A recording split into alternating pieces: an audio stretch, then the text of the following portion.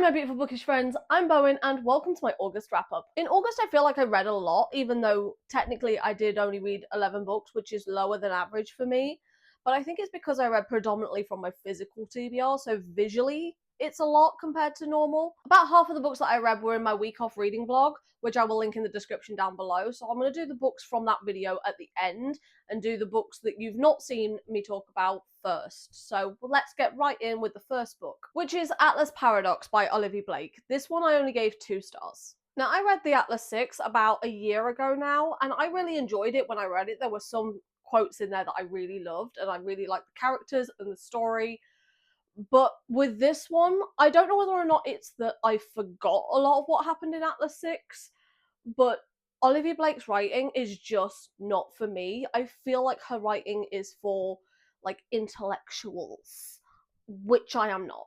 I'm not saying that I'm not smart, I'm not putting myself down in that way, because I know my friend is going to start yelling at me if I start putting myself down like that.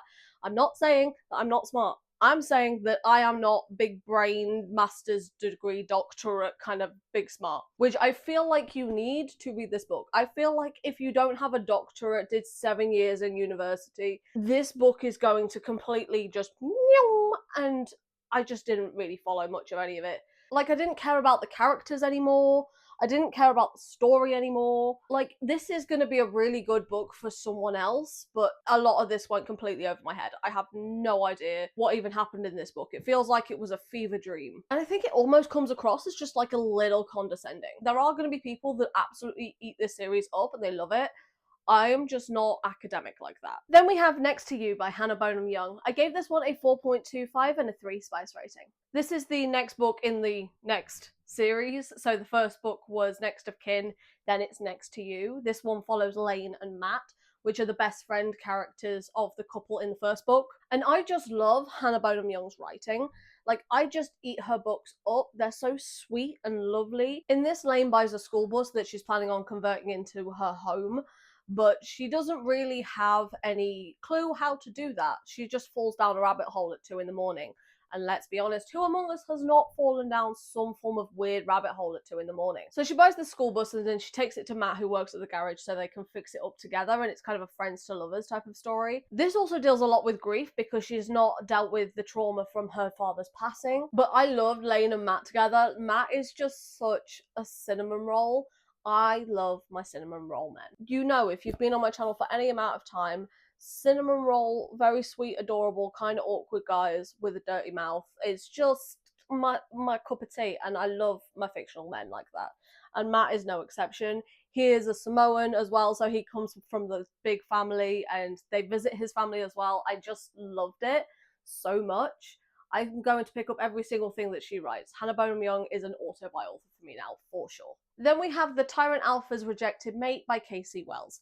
I gave this one a 3.75 and a 2 spice rating. This is a rejected mate shifter romance, and this one has very good disability representation. Our female main character Una had an injury to her leg when she was younger that never quite healed right, and it causes her daily pain.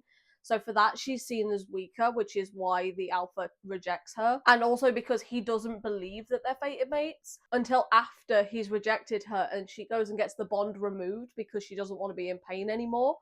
I loved Una in this. She absolutely made this book, because when he realizes that they're fated mates and he done gone seriously fucked up, oh, the way she makes him grovel.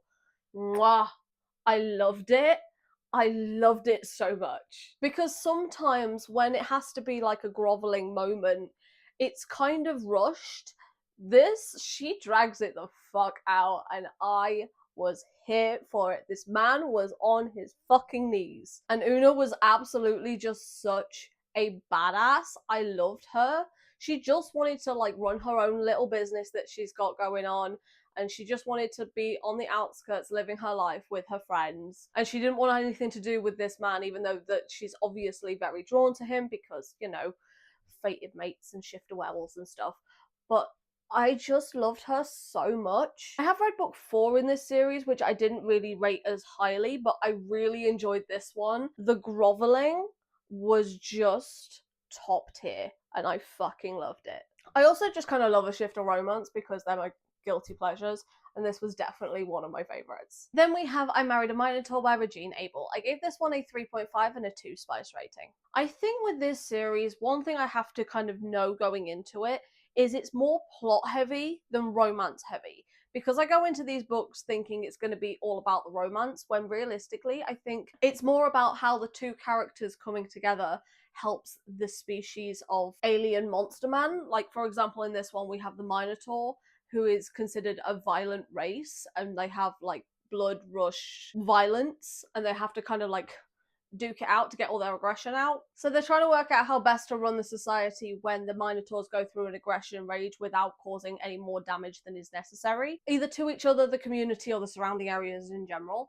And I really enjoyed this one. I didn't love it as much as book one, but I did like it more than the other books I've read. The height difference to me was just baffling as well, because Zatruk, which is our Minotaur man, is like 7 foot tall, and Rihanna, as my father would say, is 5 foot fuck all. And Zatruk just picks her up and carries her around places like an emotional support teddy bear. And then she ends up plaiting his beard and his hair and everything, which is just really, really cute. My copy is signed, but I've also put this sticker in it of Rihanna on Zatuk's back, which I just thought was really, really cute. And Zatuk is also albino as well, and I just thought that they were really cute together. I really like this story. I'm probably going to pick up more of them in the future, and I'm really looking forward to reading the little novella of Wojin's story, because we meet him in this book. But I really love the banter in this one. This is what sold it for me, because they've got this like little almost enemies to lovers kind of style banter without the actual enemies to lovers. Like, he enjoys pissing her off because he just finds it really attractive when she gets angry. And I just thought that was really entertaining, to be honest. Then we have Nora Goes Off Script by Annabelle Morrigan.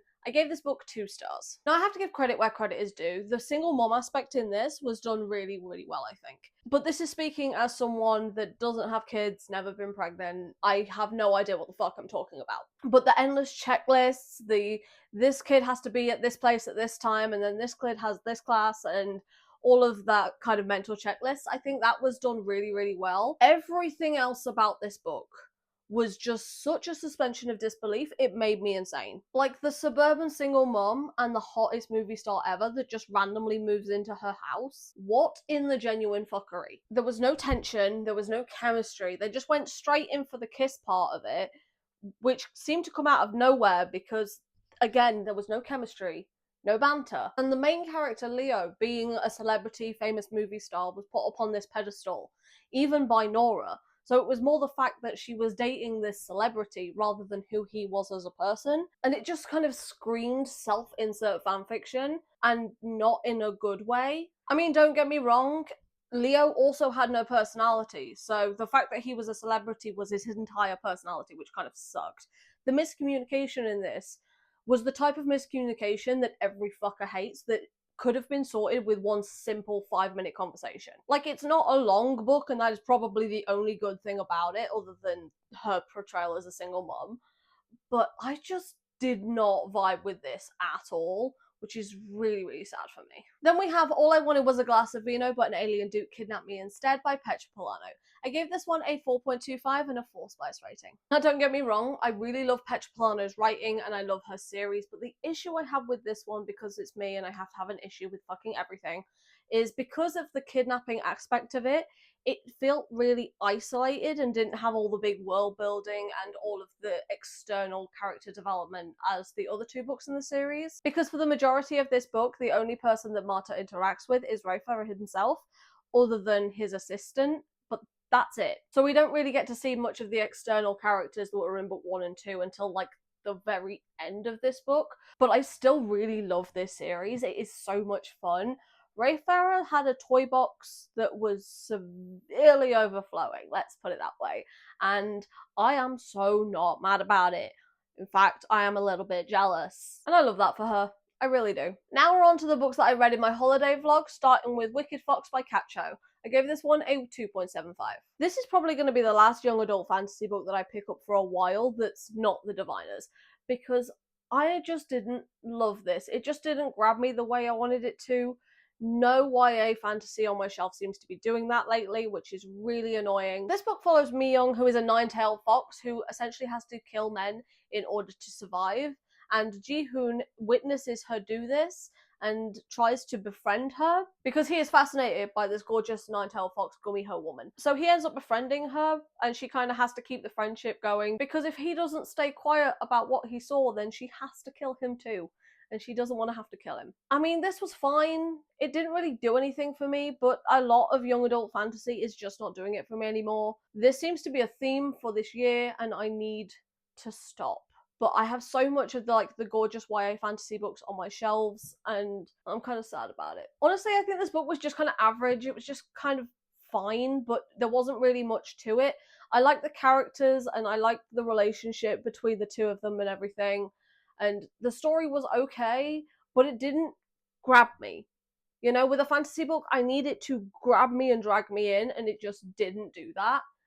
So it was fine, but I'm never going to think about it again. Then we have Powerless by Elsie Silver. I gave this one a 4.25 and a 3 spice rating. I also tabbed the heck out of this book, and I really enjoyed this one. Elsie Silver is quickly becoming like one of my favorite authors. I'd been putting off this one for quite some time, especially after I read Heartless, and I loved that one. I was kind of apprehensive to continue the series, but I really loved this. Not quite as much as Heartless, but nonetheless, I really had a great time with this one. This is very brooding and pining. This is Jasper and Sloane's story, and Sloane is the cousin of the Cade brothers, and Jasper is kind of almost the adopted brother, but it's definitely more friends to lovers than anything else. Watching Sloane kind of come into her own power and basically turn around to all the people that have tried to belittle her and tried to control her and just giving them the big fuck you middle finger was just so glorious. I love watching women come into their own power. It's just so good. A lot of this was really sad as well, hence the brooding, because of the individual history of these two characters and seeing how they fight for each other and seeing the way that they stand up for each other was just so beautiful. I absolutely adore this series. I can't wait to get to the rest of them, especially because Winter's book is next. And I'm so excited for that one. Then we have When Grumpy Met Sunshine by Charlotte Stein. I gave this one a 3.75 and a 3 spice rating. This is definitely one of those books where it's like, is it objectively good? No. But is it fun? Yes. This is just pure Roy Kent fanfiction. I mean, you cannot look at that man and tell me that that is not Roy Kent from Ted Lasso. I refuse to believe it. His name in the book is Alfie Harding, but he's an ex-footballer, and then Mabel Whitaker, who is our female main character, is hired to ghostwrite an autobiography for him. So she has to spend all this time getting to know him, to write the biography for him, and the papers end up catching wind of them being together, so they end up like fake dating. And it was just a lot of fun. I'm not gonna lie though, it does kind of read a little bit like a debut, and it's not, which feels harsh to say. I can understand why someone might not like this, but it's a very good no thoughts in my brain kind of book, and I love a no thoughts in my brain kind of book, so I like this one. Then we have Forged by Magic by Jenna Wolfhart. I gave this one a 4.25 and a 2 spice rating. This is the type of cozy fantasy that I just devour. I also love that neither of the characters are necessarily human. I mean, Dahlia is half human, but she's also half orc, and she's green as well, so I love that aspect of it. And then we've got Riven, who is an elven character. I just love the enemies to lovers banter and the series of challenges and all the things that they had to go through for this. But I also love that it's signed and she's written a quote from the book in here, and it says, "With you I would dance till the world ends." I just love when authors do that as well, when they put a quote from the book where it's signed. I just think that's just such a nice little extra personalized touch. I really love these two characters, especially Rivlin, because he's kind of grumpy, but he's like a grumpy introvert that's been forced to go out and socialize, that's just kind of grumbling about it. And I can't say that I blame him, to be fair. He's just a grumpy blacksmith, and I kind of love that. And also, he's kind of hot. Like, I know he's blonde and everything, but there's got to be some exceptions to the rule, right? And I read it in August. Get it? An orc in August. August. It's okay that only I think I'm funny. And the last book that I read in the month of August was another Hannah Bonham Young book, and that was Out on a Limb, which I gave a 4.5 and a 3 spice rating. This has really good disability representation in it because he has a prosthesis and she has a tiny hand, but it also leads to the best meet cute scene that I've ever read in any book ever, because She has a tiny hand and he has a prosthesis. They both go to the fancy dress party as pirates. Like, she's got the hook and he's got the peg leg. And I just love that they make light of it a little bit and they make it fun. I just had such a good time with that. I still laugh when I think about it. And this is like a fast spice burn, but a slow relationship burn, especially because it's a pregnancy trope. And I feel like, while I don't mind the pregnancy trope, I actually quite like it sometimes. I've heard that even for people that don't like the pregnancy trope, this is the book that's like the exception to the rule. And I 100% understand where they're coming from, because they just want to be good parents together. They're not really focused on the relationship aspect of it, other than learning how to be around each other in order to co parent. And the relationship just feels really natural and organic between them, as opposed to being really forced because of the pregnancy. And I really love and appreciate that so much. It was so fun, and it kind of ends up being like a little friends to lovers sort of moment. And I just love them together so much. Win and Bo are just so sweet, and I really, really want to get to the next book that is in this series, which comes out next year, I think.